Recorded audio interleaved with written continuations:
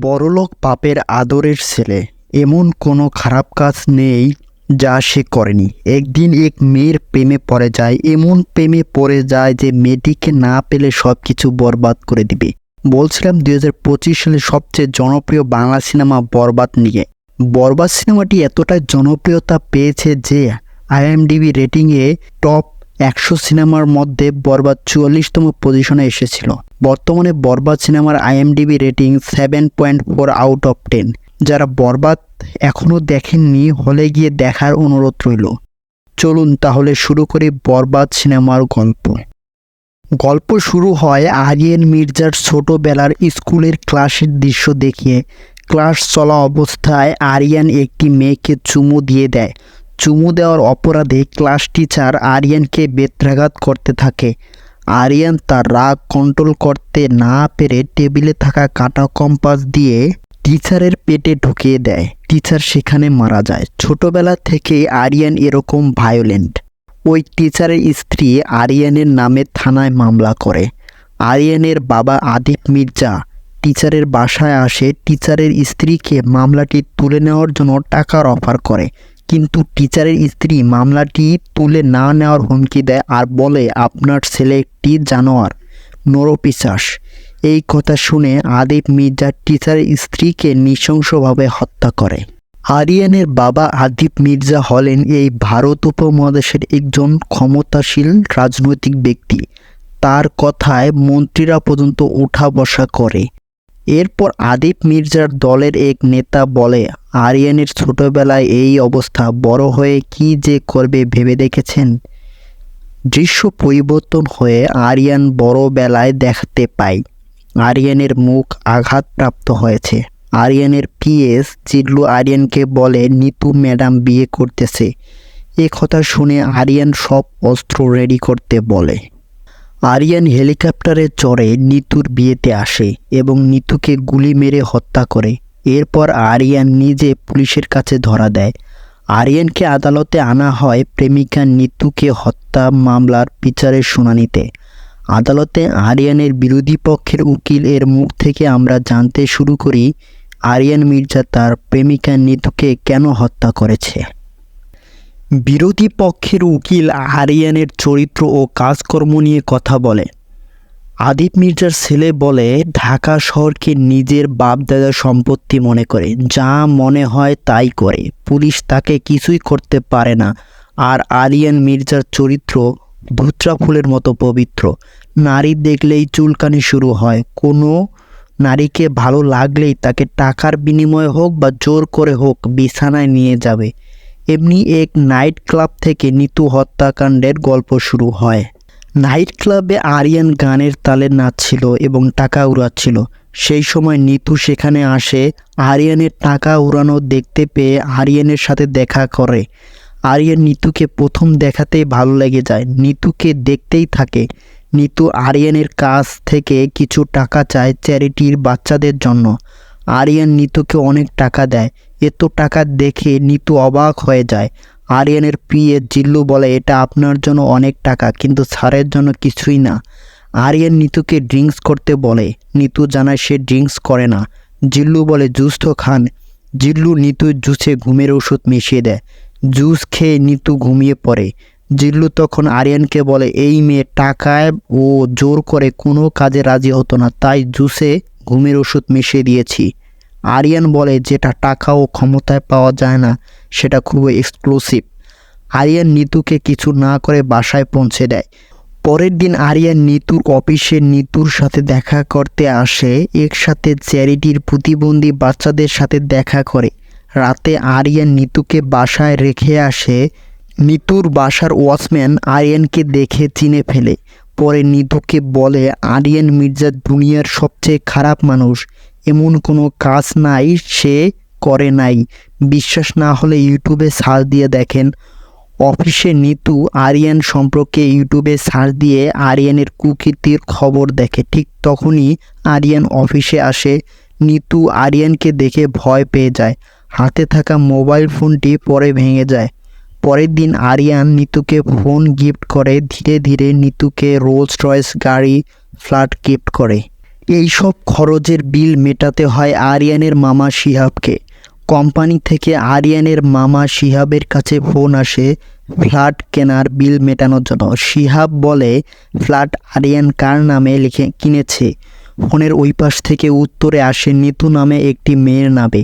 এই কথা শুনে আরিয়ানের মামার মাথা গরম হয়ে যায় আর রাগে বলতে থাকে, এই জানোয়ারের বাচ্চা আমার সব টাকা খাইয়ে শেষ করে দিবে। শিহাব সাহেবের পরিকল্পনা ছিল যে আরিয়ান তো নেশাখোর, আদিপ মির্জা মারা গেলে সে সকল সম্পত্তি আত্মসাৎ করবে। শিহাব সাহেব টাকার বিষয় খুবই সেন্সিটিভ। টাকার অপচয় হবে বলে সে আজ পর্যন্ত বিয়েই করেনি।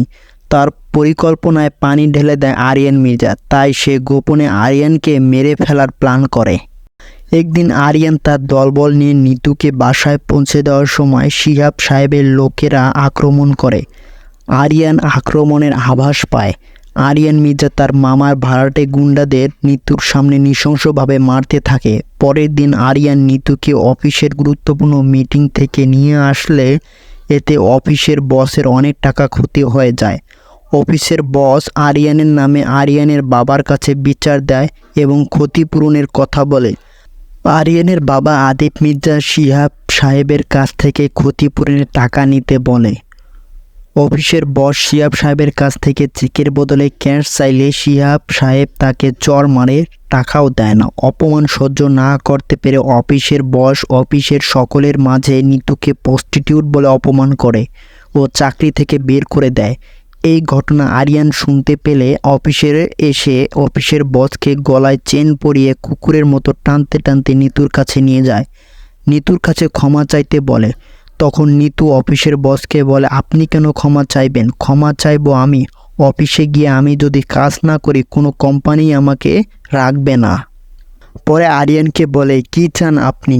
আমাকে বিছানায় নিয়ে যেতে চান? তো চলুন। এ কথা শুনে অবাক হয়ে যায় আরিয়ান আর বলে, বিছানায় যদি নিয়ে যেতে চাইতাম প্রথম যেদিন দেখেছিলাম সেই দিনই নিয়ে যেতে পারতাম। আর এই সব করতেছি তোমাকে ভালোবাসি বলে। নিতু তখন বলে, আপনাকে কি ভালোবাসা যায়? সারাদিন নেশা করেন, ক্ষমতা খাটান, আপনার সাথে সংসার করলে সেই সংসার হবে ভয়ের সংসার।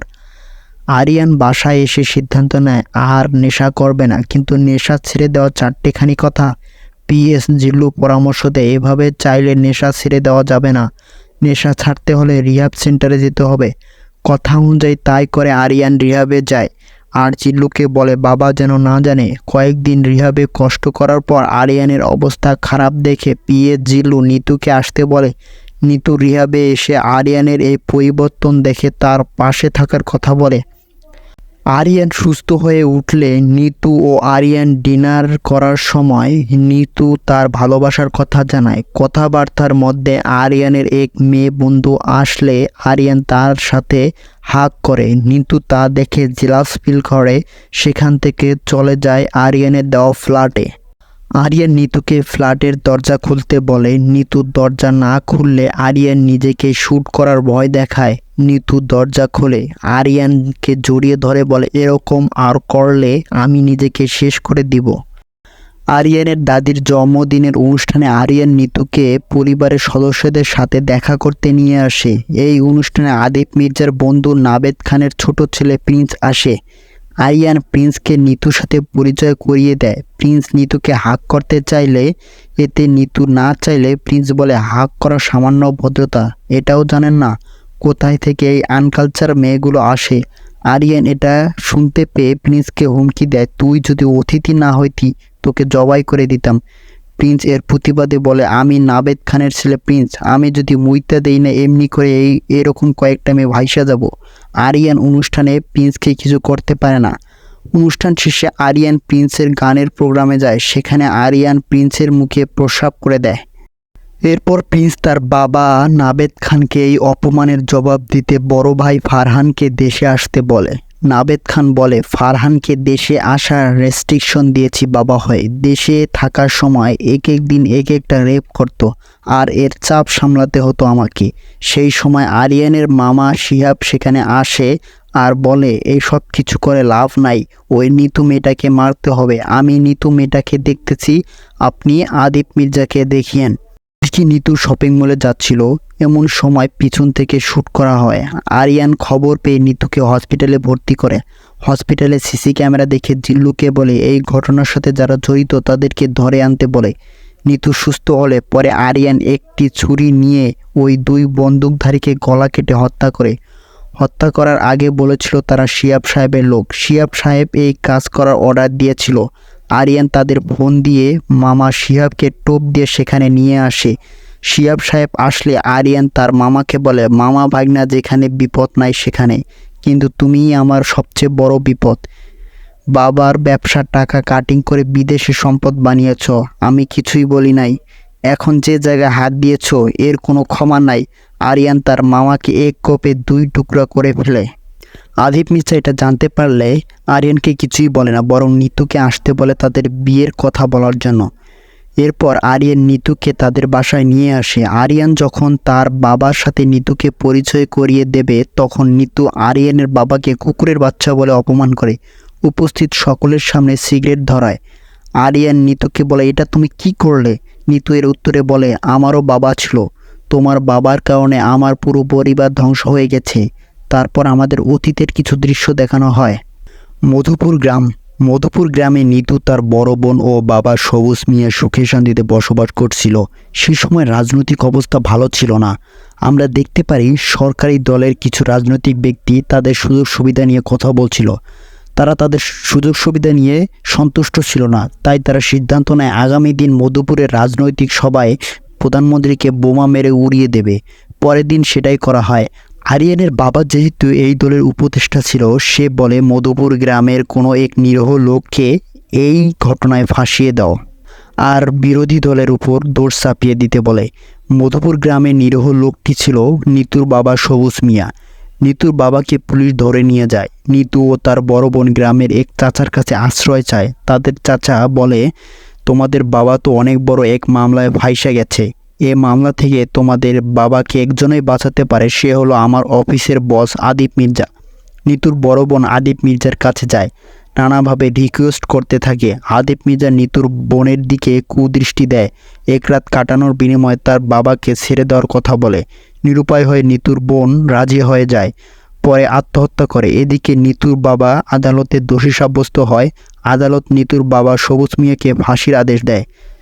সিন শিফট হয়ে বর্তমানে আসে। নিতু আরিয়ানকে বলে, আমি তোমার সাথে প্রেমের অভিনয় করেছি প্রতিশোধ নিতে, কারণ তোমার বাবার দুর্বলতা হচ্ছে তুমি আর তোমার দুর্বলতা হচ্ছে আমি। নিতু যখন চলে যাচ্ছিল আরিয়ান তখন বলে, তোমার পরিবারের সাথে যা হয়েছে অন্যায় হয়েছে, যা করেছে আমার বাবা করেছে, আমি না। নিতু এর প্রতি উত্তরে বলে, তোমার বাবার টাকা পয়সা সব ভোগ করতে পারবে আর এই পাপটা ভোগ করতে পারবে না। আরিয়ান আবার নেশা শুরু করে। পিএস জিল্লু আরিয়ানকে বলে, নিতু ম্যাডাম গাড়ি ও ফ্ল্যাটের চাবি দিয়ে নিজের বাসায় চলে গেছে। এ কথা শুনে আরিয়ান তার বাবাকে নিতুর বাসায় নিয়ে যায় নিতুর কাছে সরি বলতে। আরিয়ানের বাবা আদিপ মির্জা নিতুকে বলে, সেই দিন আমি নেশার ঘরে ছিলাম। তোমার বোন চলে যাওয়ার পর যারা এই ঘটনার সাথে জড়িত ছিল তাদের অনেক রিকোয়েস্ট করেছি, কিন্তু তারা আমার কথা শোনেনি। আরিয়ান বলে, শুনবে, এখন শুনবে। জিল্লুকে বলে তাদের সবাইকে হোটেল লাক্সারিতে নিয়ে আয়।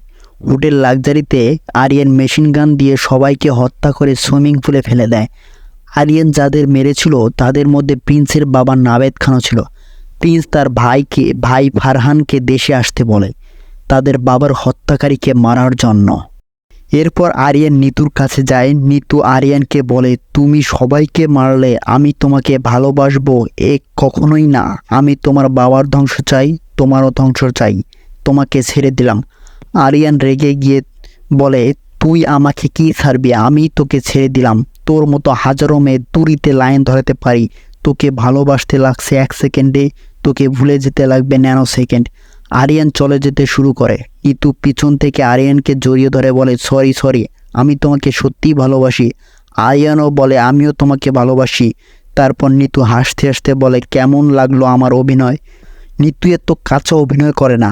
আরিয়ান প্রথমে অবাক হয়।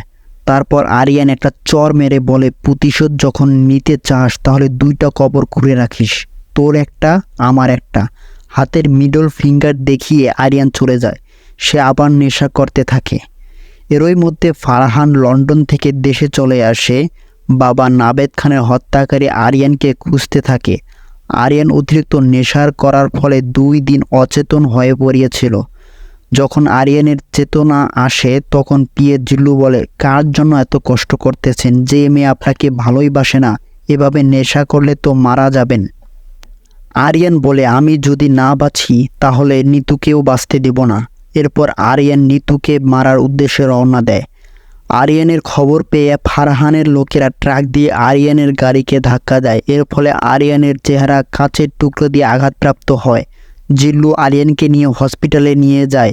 হসপিটালে আরিয়ানের বাবা মা আসে। অন্যদিকে ফারহানের লোকেরা নিতুকে খুঁজতে বলে, কিন্তু খুঁজে পায় না। আরিয়ানের চিকিৎসার পর ডাক্তার আদিব মির্জাকে বলে পরিপূর্ণ সুস্থ হতে কয়েক মাস সময় লাগবে। কয়েক মাস পর আরিয়ান সুস্থ হয়ে বাড়িতে আসে। মুখে থাকা ব্যান্ডেজগুলো খোলার পর দেখায় তার মুখ বিকৃত হয়ে গেছে। ছেলের এরকম অবস্থা দেখে আরিয়ানের বাবা মা কান্না করে। এদিকে ফারহানের লোকেরা নিতুকে খুঁজতে খুঁজতে অবশেষে খুঁজে পায়। নিতুকে ফারহানের কাছে নিয়ে আসলে ফারহান নিতুকে দেখেই ভালো লেগে যায়। নিতুকে বিয়ে করবে বলে জানায়। এই কথা শুনতে পেয়ে প্রিন্স বলে, এই মেয়ের জন্য আরিয়ান আমার মুখে মইতা দিছে, আমাদের বাবাকে মেরে ফেলছে, আর এই মেয়েকে বিয়ে করবা? এরপর ফারহান বলে, এই মেয়েকে পাওয়ার জন্য একটা না 1000 জনকে মারা যায়, যা বিয়ের আয়োজন কর। বিয়ে জিল্লু আরিয়ানকে বলে নিতু ম্যাডাম বিয়ে করতেছে। আরিয়ান এটা শুনতে পেয়ে সব কিছু রেডি করতে বলে। এই দৃশ্যটা গল্পের শুরুর দিকে দেখেছিলাম। আরিয়ান হেলিকপ্টার নিয়ে নিতুর বিয়েতে যায়। সেখানে সবাইকে মারতে থাকে। ফারহানকে মেরে আগুন জ্বালিয়ে দেয়। সে আগুন থেকে সিগারেটের আগুন ধরায়। সবার শেষে জিল্লুর কাছ থেকে পিস্তল নিয়ে নিতুকে গুলি মারে আর কান্না করে বলে, আমি কোনোদিন কোনো মেয়ের মায়ায় পড়ি নাই, কিন্তু তোর মায়ায় পড়েছি। আর তুই আরেকজনের সাথে সুখের সংসার করবি, আর আমি তোকে বাঁচায় রাখবো ভাবছিস? তুই যদি আমার না হোস তো কারো না। নিতু মৃত্যু মুহূর্ত অবস্থায় আরিয়ানকে বলে, তোমার সাথে প্রেমের অভিনয় করতে করতে কখন যে আমি তোমার প্রেমে পড়েছি আমি নিজেও জানি না। তুমি যখন অসুস্থ ছিলে আমি তোমাকে লুকিয়ে লুকিয়ে দেখতে যেতাম, তোমার জন্য দোয়া করতাম। কিন্তু তোমাকে বিয়ে করলে আমার পরিবারের সাথে অন্যায় করা হতো। তুমি আমাকে মেরে ভালোই করেছো। আরিয়ান নিতুর সত্যিকারের ভালোবাসার কথা জানতে পেরে নিজের ভুল বুঝতে পারে। নিতুকে জড়িয়ে ধরে আর জিল্লুকে হেলিকপ্টারের খবর দিতে বলে। নিতুকে কোলে নিয়ে যাওয়ার সময় নিতু মারা যায়।